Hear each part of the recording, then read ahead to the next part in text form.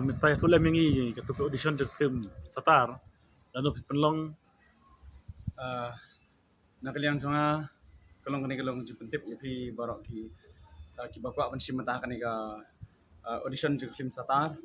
Ti yakni ka audition nginne ka khan ritrik jong niu penai Julai arja akwa. Kecaka kalong ni po ka kasi national darbar hall mokha. Ti kani ka jing pentip kalong ba ni pediang lot di barok.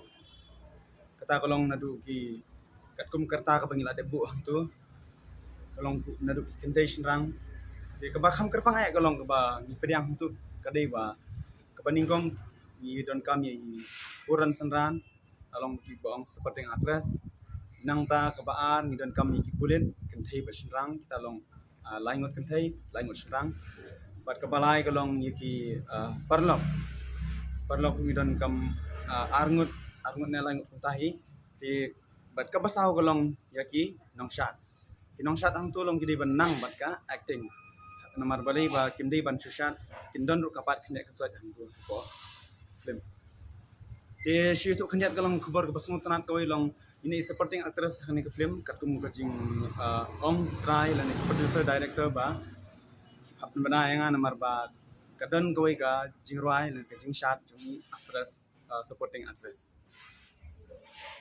pidi kume hene film. ngadai main aktor hone film Menok terus. ba lam khamat ini ka film te di Sherlyn Khongwa